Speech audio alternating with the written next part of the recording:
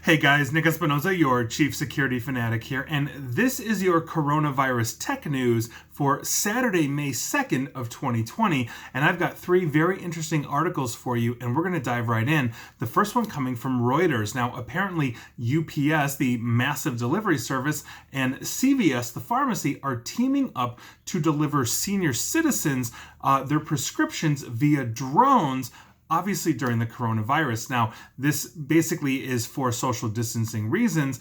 And so basically, if a senior citizen decides to order their prescription through CVS, a UPS drone will pick it up and send it to the senior citizen, thus making sure that they are not in human contact. Obviously, senior citizens are our most threatened demographic, if you will, when it comes to the coronavirus. So this will be very interesting, and I have no doubt that this is probably going to freak out quite a few senior citizens when they see a drone land on their doorstep, drop off whatever it is they're dropping off, and then take off. So welcome to the 21st century, I guess. Moving on. Let's talk about an article in The Mirror, and this article is entitled "Smart Glasses Let You See People's Temperatures to Help Avoid Catching Coronavirus." Now, here's what's going on. A Chinese startup, Rokid, they develop augmented reality products for use in manufacturing and gaming, has found a promising growth area in the midst of this pandemic: wearable glasses that measure temperature while you're on the move. Now, according to Rokid Vice President Xiang Wenji, and I hope I'm pronouncing that correctly, says demand has risen for the company's T1 glasses, developed in only 2 weeks after it sold roughly 1,000 pairs to governments, industrial parks, and schools. Now, to quote Jiang here, apart from fixed temperature measurement, T1 can provide portable, distant, and prompt temperature checking, which would be a great help. Now, this is equipped with an infrared sensor and a camera that allows the wearer to quote-unquote see people's temperatures.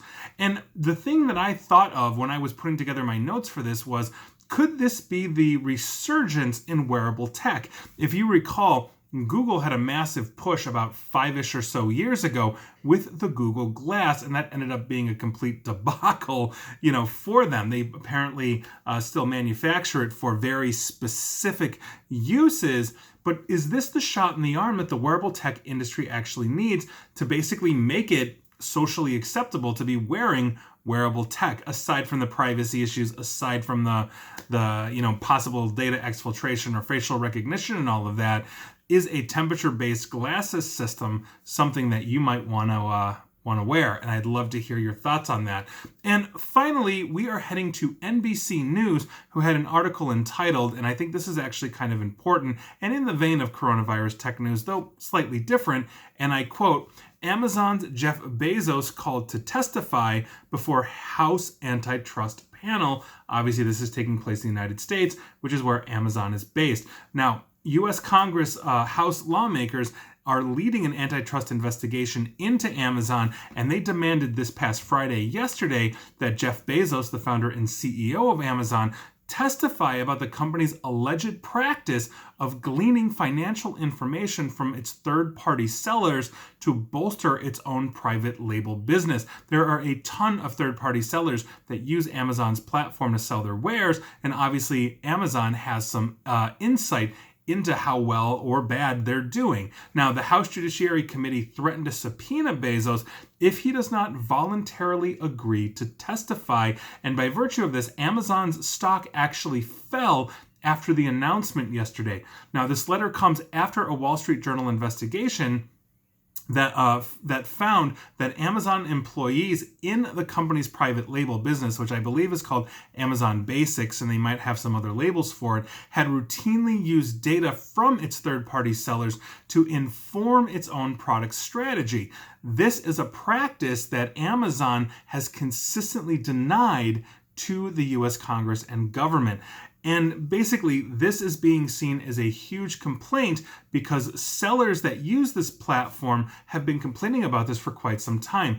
Amazon sees their success and then basically rips them off and sells the same thing for way cheaper. So, for example, if I am developing a tchotchke and I am selling it like gangbusters, if you will, Amazon is going to see that. They're going to see my numbers, my trending analysis, and say, you know what, we could probably throw a whole bunch of money into this, produce it for cheaper than Nick can, and we can sell this as a competition, and now everybody is going to buy this because we will promote it. We will put this in front of Nick's product, and it's less expensive. And here we are. And I think that's obviously a huge, huge issue that Amazon has as they continue to take over the world in terms of supply chain distribution and manufacturing. So we'll see where this goes. But I think that's a very important antitrust initiative that the U.S. Congress has. And I'd love to hear your thoughts on this and every story that you just heard. But this is your coronavirus tech news for Saturday, May 2nd of 2020. And please like, share, follow me here on Facebook and Twitter at NickAESP. And please feel free to subscribe to me at YouTube as well. And as always, stay safe and stay online. Thanks, guys.